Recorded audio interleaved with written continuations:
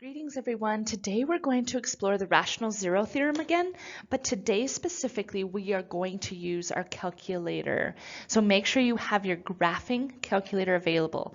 Now you can use Desmos for this process, but I want you to have your physical calculator so you can learn how to do this for a learning check.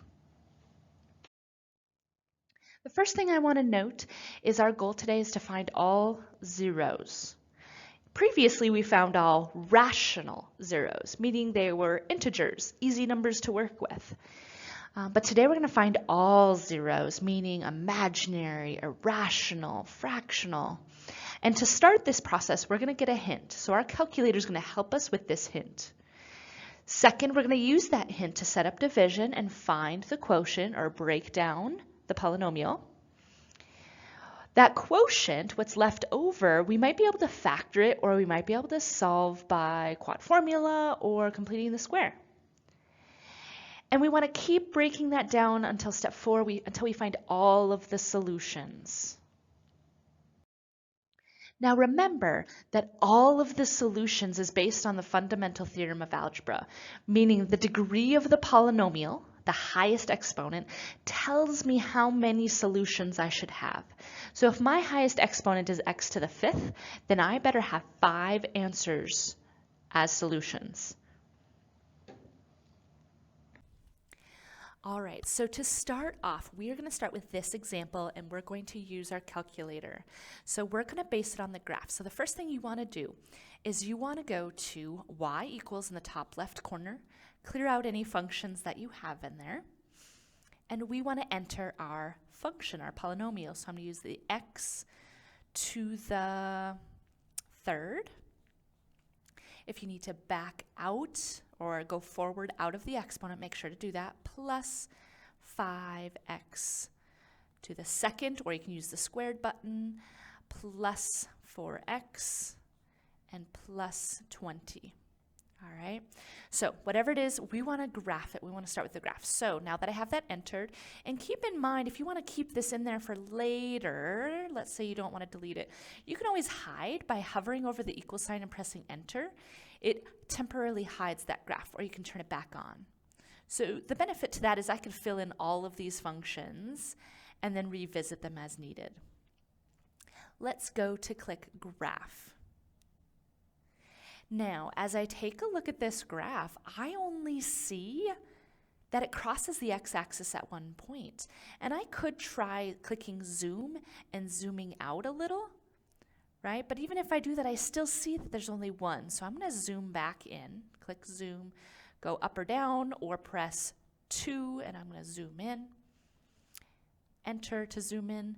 So I care about this 0 over here on the left side, right? Now, how do I know what that number is? I could make a guess. It looks like it's negative 1, 2, 3, 4, 5, right? Here's how you can confirm it. If I think it's negative 5, click the trace button, and you're gonna type negative 5. See how it's saying, okay, if x is negative 5, press enter. It tells me when x is negative 5, y is 0, which confirms that it is a solution, it is a 0. So that is my hint I'm going to start with, that negative 5. All right, so now that I have that hint of negative 5, what I need to do is I need to divide to break down that polynomial using the negative 5. So here's where you have the 2 division options. Your first option is you could use synthetic. Use the negative 5 solution, use the coefficients and the constant, and take care of that division, okay? I should get a remainder of 0 if I truly used that hint correctly. So what that did is that created a remainder of 0, constant x squared. It created the polynomial x squared plus 4. All right, let's also show long division. Now here, if you like long division, great, but here's what you got to keep an eye out for. When you take care of long division, make sure the negative 5 is the solution, right? Negative 5 is the solution. So that means my divisor is x plus 5, okay? So The solution's negative 5. If I go in reverse to write the polynomial, it would be x plus 5. Does that make sense? That's the only little extra piece you need to remember. So now if I go through, how do I get x squared, a third, let me try that again. I would need to take x squared and then multiply, x cubed plus 5x squared, perfect, subtract, that goes away, that goes, 5x subtract 5x squared goes away. Let's drop down what we have. That doesn't happen very often, but that's okay. Let's keep going. What times x is 4x? A positive 4. Oops, and I've been trying to stay organized, so I'm actually going to kick that plus 4 over the constant. 4 times x is 4x. 4 times 5 is positive 20. Perfect. Those both cancel to zeros, and I should have no remainder. So I can see that my final polynomial, my quotient is x squared plus 4. So what did we do in this process? We created one solution, and I physically do not see the other ones, which means they're imaginary, right? So what we need to do is take whatever is left over and solve it. If I solve this polynomial, I can solve this one by square roots, right? So negative 4, I'm going to square root both sides. When I square root both sides, it's positive and negative. Don't forget that rule. The negative becomes an imaginary, and the square root of 4 is 2. All right, that's old news. See my solving by square roots video if you need more help with that. But what we just did is we found 2 more solutions, and they're imaginary, and I wouldn't get that from the calculator. I wouldn't get that necessarily from solving this polynomial, okay? Sometimes we can factor the original polynomial, and in this case, let's take a look. Let's just explore this. You don't have to write this part down, but let's just take a look. If I was to try and factor this, let's see what would happen. It looks like I could possibly group, right? X squared, which can be x plus 5. I could take out a 4, which can be x plus 5. Hey, look at that. X plus 5 and x squared plus 4. I could have solved both of those and gotten the same solutions. Now you might be thinking, Mordfet, why didn't you just do that to begin with? Because it's not always going to be factorable. Okay? If you see that it is, and you want to take that pathway and solve, 100% please do that. But what I want to start working on is showing you how to use the calculator and how to use the division and connect those 2 pieces of information. So at the end of every problem, though, I do want to see the final solutions listed. X equals negative 5, positive and negative 2i. I want to see a clear solution. All right, so on this next one, we want to take the same approach. So now here's what I was saying. We have a situation where I cannot factor this polynomial. So because I can't factor it, this is my only option, all right? So we're going to go back to our calculator here. I'm going to go back to y equals. I'm just going to clear out my function. I don't need to keep it for any reason. I'm going to type in my 3x to the 4th plus x cubed minus 10x squared plus 2x, right? If you need to pause to type that in and fast forward, do what you need to do, but I need to see that function in here. So I already know I'm going to have 4 solutions to this polynomial. So let's click the word graph. Now I'm going to zoom in. I'm going to click zoom. I'm going to go to 2. I'm going to press enter, and notice how it flashes. It kind of says where's your center point for zooming. Just press enter again. All right, if I take a look, I'm going to use this trace key. I feel like I could guess that 1 works. So let's see, 1. Yeah, 1 does work, and it looks like I got a decimal there, but let's also check the other ones. Let's click trace, and I'm going to type -1. Nope, -1 doesn't work. How about -2? Is that one? Trace -2. Oh, okay, so I have 2 zeros that I can see easily. Now, if you wanted to make a guess of a decimal value, you could. Let's say -0.5. No, it's close, but not exact. So really what I have here is I'm going to start with the hints of 1 and -2. Alrighty, so what we're going to do here is we're going to use those 2 hints, which means we're going to use division twice because we want to break it down into a smaller polynomial. So use both hints and divide separately. So if you want to use synthetic, I'll show both, okay? So fast forward or rewind to the method that you choose. But let's say I choose synthetic and I'm starting with the solution of 1. Make sure you have placeholders if needed. I should get a remainder of 0 if I've done this correctly. So that's perfect. Now what I can do with synthetic is I can go again with the solution of -2. So bring down the 3, -6, -2, 4, -2, 4, perfect. So I've broken down and I've gotten it down to this simplified polynomial, remainder constant x squared, right? If you choose long division, all right, perfectly okay. Let's work on that. If I choose long division, remember if the solution is 1, the polynomial is x minus 1, okay?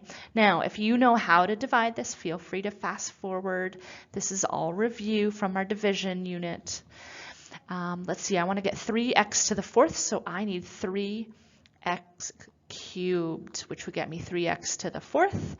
It would get me -3x cubed. Alrighty, cancel. 1 subtract -3 is 4x cubed. Drop everything else down. Let's go again. How do I get 4x cubed? I need a positive 4x squared, so I'm going to multiply that. 4x cubed. Let's go again. Minus 4x squared. Subtract, cancels, -10, subtract -4, that becomes an adding 4. So -6x squared. See how it takes a little longer? That's totally fine though. You might be really efficient at this by now. -6x would get me to -6x squared, and then I'll get a positive 6x. All right, subtract, cancels, 2 subtract 6 is -4x plus 4, which means I need a -4. Let's multiply, -4x plus 4, perfect, that remainder of 0. So how am I going to use this again? Well, first of all, let me jump up ahead here. I know I have a solution of 1 and I just proved it. I'm going to erase my synthetic here for a second. I need some more space. So the way we continue with the long division using the second hint is we take our resulting polynomial and we divide again. So I'm going to take this 3x cubed plus 4x squared minus 6x minus 4, and this time I'm going to use that solution, which was -2, but I'm going to write positive 2. So let's divide. What times x is 3x cubed? 3x squared. Let's multiply. 3x cubed, positive 6x squared. Cancels. 4 subtract 6 is -2x squared. Drop everything else down. What times x is -2x squared? -2x. Let's multiply. -2x squared, -4x.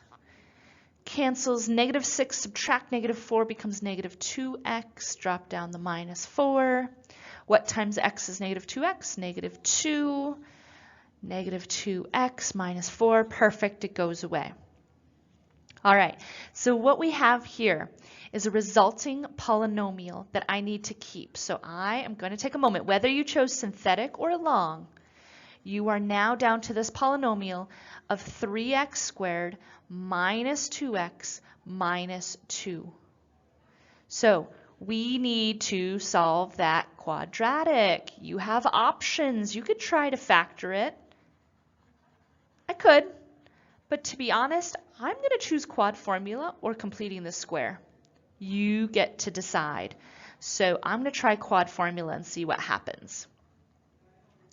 So quadratic formulas opposite b plus or minus the square root of b squared minus 4ac all over 2a. Let's simplify. 2 plus or minus 4 plus 8, oh, what do we got? 4, 8, 12, 24 over 6. So I've got 28 that I need to break down. All right, let's break down 28. 28 would be, what do we got? 4 and 7. Square root of 4 breaks down to 2. And all 3 values can simplify. So this would become 1 plus or minus radical 7 over 3. Which is 2 solutions because there's the positive and the negative version. So if I jump back up to my solutions, I have 1 plus or minus square root of 7 all over 3. I have 4 solutions to my polynomial, which makes sense because the other zeros look like crazy decimals, and 1 plus radical 7 over 3 would be a crazy decimal. So in those 2 examples, again, if you can factor or simplify or break down another way first, of course, please do so. But now we figured out a way to find the exact solutions in zeros to any polynomial. Make sure you check out Google Classroom to see what the task is at hand. Let me know if you have questions. Rewatch part of the videos if needed. If you need to rewatch synthetic, there's a video just for that. Let me know what your questions are. And until next time, have a good one.